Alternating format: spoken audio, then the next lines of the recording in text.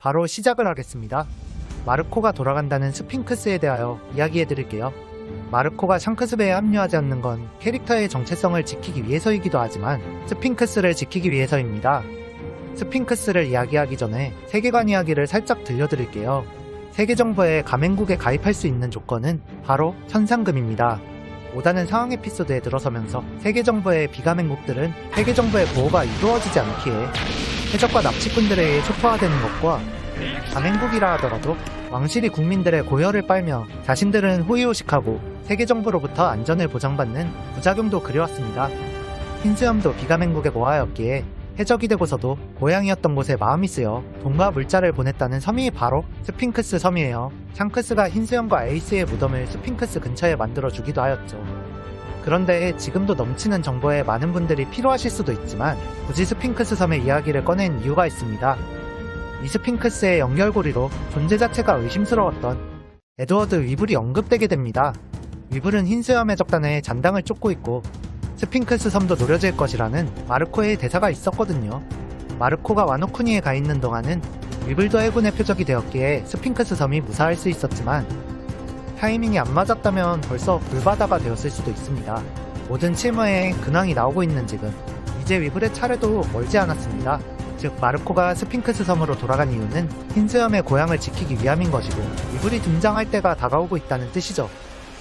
화제였던 검은수염과 행콕의 이야기로 넘어가겠습니다. 검은수염이 행콕을 노린 것에 대하여 행콕의 열매에 다른 이름이 있거나 행콕의 열매에 엄청난 비밀이 있다 라는 이야기들이 많이 나오더라고요. 하지만 제 생각은 원피스는 열매대전, 회기대전, 혈통대전이 아니라고 생각합니다. 지금 검은수염이 행콕을 노린 것, 그냥 보아 행콕이 강력하니 그 열매가 탐이 나고 그 열매가 있으면 우리 전력이 강해지겠네 라는 생각으로 열매가 탐이 나서 쳐들어간 것이라 생각합니다. 그저 검은수염과 보아 행콕이 부딪히는 해프닝으로 보면 될 것 같다는 것이 저의 생각입니다. 여기서 중요한 건 행콕과 검은수염이 아니라 바로 세라핌입니다. 지금 이 세라핌이 앞으로의 원피스 세계관의 방향을 정하고 있기 때문이죠. 세라핌은 히브리어입니다. 해석하면 타오르는 자들이고 성경에서는 신을 모시는 계급이라고 하지요. 네이밍은 여기서 따왔겠지만 세라핌에 대하여 알려면 먼저 파시피스타를 보고 가야 합니다. 어떤 분들은 파시피스타에 대하여 잘못 알고 계시는 분들이 있기에 정확히 짚고 넘어가면 파시피스타는 로봇이 아니라 사람입니다. 즉 신형 파시피스타인 세라핌 역시 사람이라는 뜻이죠. 현재 단기집 중표지 현재는 홀케이크 아일랜드가 진행 중입니다. 그리고 여기서 제르마와 시저가 탈출하는 장면이 그려집니다. 단기집 중표지 현재의 이야기는 본편에 다시 등장할 가능성이 90% 이상입니다. 특히나 제르마와 시저의 만남은 절대 그냥 넘길 수 없죠. 왜냐하면 이들의 공통점이 파시피스타가 사람인 이와 연결이 됩니다. 그 공통점은 바로 혈통인자. 지금부터 혈통인자에 대하여 이야기하겠습니다. 혈통인자는 생명의 설계도를 말합니다. 제르마는 혈통인자의 연구를 계속하여 클론병을 양산해냈고 시저는 혈통인자의 연구를 응용하여 인조 악마의 열매를 양산해냈죠. 정상결전에서 볼 수 있었던 수많은 파시피스타들도 혈통인자의 결과물입니다. 즉 신형 파시피스타인 세라핌도 혈통인자의 결과물이라는 뜻이 되는 거죠. 그런데 이번 화를 보면 신형 파시피스타인 세라핌은 혈통인자뿐만 아니라 다른 연구들까지 모두 투입되어 만들어졌다는 생각이 듭니다.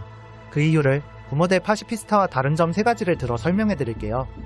첫 번째는 검은 날개, 은발, 검은 피부, 이것들은 루나리아족의 특징입니다. 와노쿠니로 돌아가보면 킹의 회상 장면에서 루나리아족인 킹이 처음 등장한 곳이 어딘지 기억하시나요? 바로 실험실입니다. 이 실험실에서 킹에게는 내구도 실험이 행해진 것을 알 수 있었습니다. 즉 신형 파시피스타에게는 특유의 단단함과 어느 곳에서도 적응할 수 있는 루나리아족의 유전자가 들어있다는 것을 알 수가 있고 로봇이 아니라 유전자 조작으로 만들어진 인간이기에 저절로 루나리아족의 특징이 외형으로 드러난 것이라고 생각합니다. 그리고 두 번째는 검은 수염의 대사입니다. 크다. 검은 수염의 키는 344cm입니다.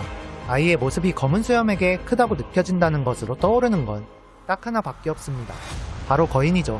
원피스 세계관에서 거인이란 엄청난 전력의 상징입니다.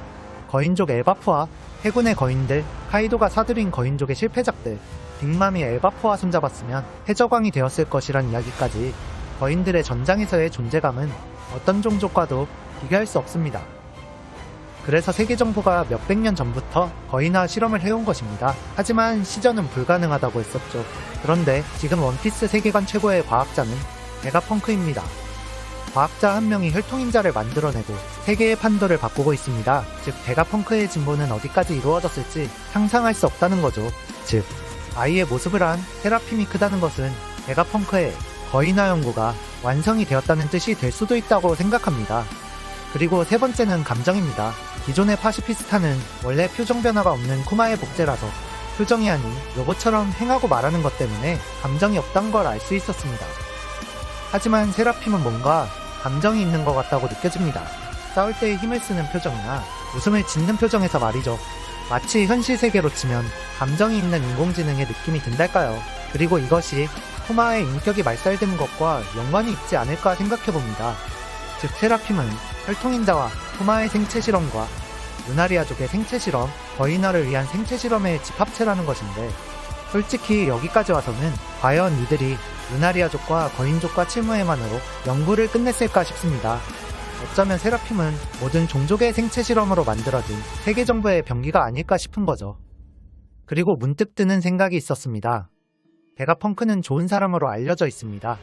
사람들을 위해 과학에 힘을 쓰고 시자의 기행에 반대하고 말이죠. 그런데 여기서 합리적인 의심이 듭니다. 과연 베가펑크는 좋은 과학자인가? 생체 실험과 유전자 조작이라는 윤리적 문제에 베가펑크가 엮이게 되면 절대 베가펑크는 좋은 과학자가 될 수 없습니다. 즉 베가펑크는 오다가 독자들을 속이기 위해 미화한 것이 아닐까 하는 거죠. 어쩌면 그는 시저보다 더한 매드 사이언티스트가 아닐까라는 생각을 해봅니다. 그리고 쿠마가 본 것은 생체 실험의 처참한 현장이 아닐까 싶고요.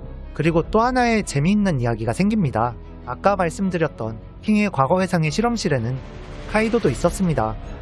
카이도에게 채워진 수갑과 실험체가 탈출했다는 대사를 보면 카이도도 실험체였다는 것을 알 수 있습니다. 이 말은 언젠간 카이도의 외형을 한 세라핌이 나올 수도 있다는 것이죠.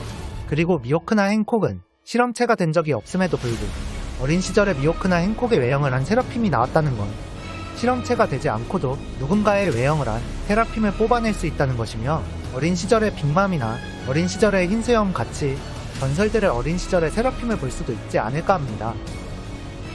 다음은 로키포트 사건인데요. 이 사건이 어떤 사건인지는 모르지만 본편에서 따로 다루지 않았다는 것은 검은 수염이 왕직을 처치하고 호비가 시민들을 구하며 영웅으로 불리고 여우가 100명의 해적의 심장을 해군에게 보내 실무해가 된 사건 정도로 생각하면 될 것 같습니다. 중요한 건 앞으로 일어날 사건입니다. 여기서 주목해야 할 건 로키포트가 아니라 검은 수염과 왕직과 코비를 주목해야 합니다. 왕직은 록스의 적단의 일원이었습니다. 검은 수염은 지백의 의지를 잇는 인물이자 지백의 운명을 따르게 되는 인물입니다. 그리고 코비는 이제 영웅으로 불립니다.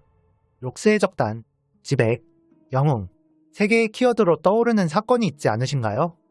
바로 갓벨리 사건입니다. 영웅 가프가 골디로 저와 손잡고 세계의 비밀에 끝까지 다다른 지백을 쓰러뜨리고 록스의 적단을 무너뜨린 사건이죠. 시대가 바뀌어 그 시대의 록스의 적단은 현 시대의 검은 수염의 적단이 되고 그 시대의 록스 디지백은 현 시대의 마샬 디티치가 되었으며 그 시대의 영웅 거프는 현 시대의 영웅 코비가 되었습니다. 즉 지금 코비가 검은 수염과 엮이는 건 역사가 반복되는 것입니다. 그리고 이 반복되는 역사에서 빠진 단 한 명이 있죠. 그 시대의 해적왕 골디로저와 연결된 현 시대의 몽키 디 루피만 빠져 있습니다. 지금 오다는 검은 수염과 코비로 하여금 제2의 갓벨리 혹은 현 시대의 갓벨리 사건을 만들고 있는 것이라 생각합니다. 루피가 현재 향하는 섬이 어디든 간에 그 섬을 끝내고 나면 세계의 비밀에 다가가고 있는 검은 수염을 만나게 될 것이라는 뜻이죠. 그리고 신시대의 갓벨리 사건을 만들게 되지 않을까 생각합니다. 갓벨리 사건의 결과와 과정이 과거와 똑같이 이어지지는 않겠지만 분명 루피와 코비와 검은 수염이 시대의 이름이 되는 사건이 머지 않았다고 생각합니다. 이번 분석하기는 여기까지입니다. 다음 영상에서 만나요. そう、ここから先は俺の時代だ